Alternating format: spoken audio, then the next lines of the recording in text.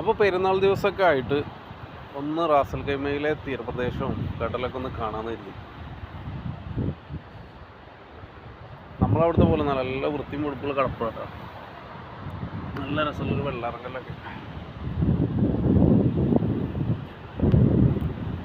ഒരുപാട് ഫിലിപ്പീൻസ്, അതുപോലെ തന്നെ പാകിസ്ഥാനി, പിന്നെ നമ്മളെ ഇന്ത്യക്കാർ, കേരളക്കാർ, അങ്ങനെ ഒരുപാട് ആളുകൾ ഇവിടെ പെരുന്നാളായിട്ട് ഫോട്ടോഷൂട്ടിനും കാര്യങ്ങളൊക്കെ വന്നിട്ടുണ്ട്.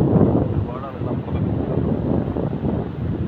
നമ്മളെ നാട്ടിലൊക്കെ ശരിക്കും കടപ്പുറങ്ങളൊക്കെ വൃത്തിയാക്കി സൂക്ഷിക്കണമെങ്കിൽ നമുക്കൊരു വൈബൊക്കെ കിട്ടും.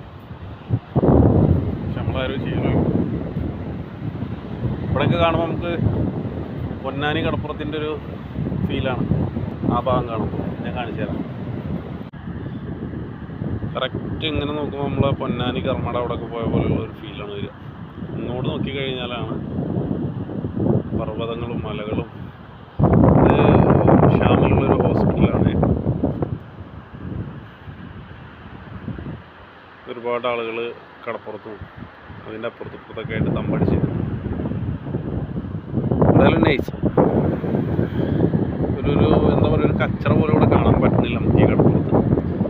നേരെ മറിച്ച് നമ്മുടെ കേരളത്തിലെ ഏതെങ്കിലും കടപ്പുറത്ത് പോയി കഴിഞ്ഞാൽ നിറച്ച് പ്ലാസ്റ്റിക് കവറ്, കുപ്പി, എല്ലാ ചണ്ടി പണ്ടാറുണ്ടാവും.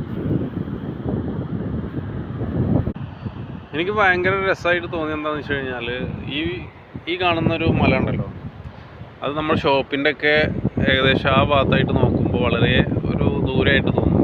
ഇവിടെ നോക്കുമ്പോൾ വളരെ അടുത്തായിട്ടും ഭയങ്കര വലുതായിട്ടൊക്കെയാണ് ഫീൽ ചെയ്യുന്നത്.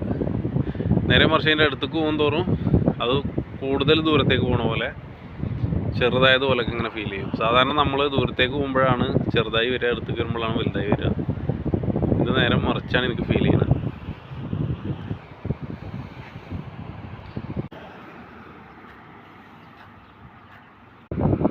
കുറച്ച് സമയം മുന്നെയാണ് നിങ്ങളോട് പറഞ്ഞത് ഈ കടപ്പുറം വളരെ ക്ലീനാണ്, ആരും കച്ചറൊന്നും ഇടുന്നില്ല.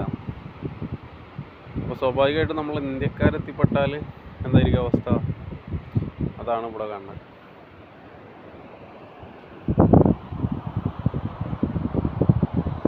ഇന്ത്യക്കാരാണ് ഇത്യാദി സാധനങ്ങളൊക്കെ ഉപയോഗിക്കുന്നത്. പാകിസ്ഥാനികളും ഉണ്ടാവാം.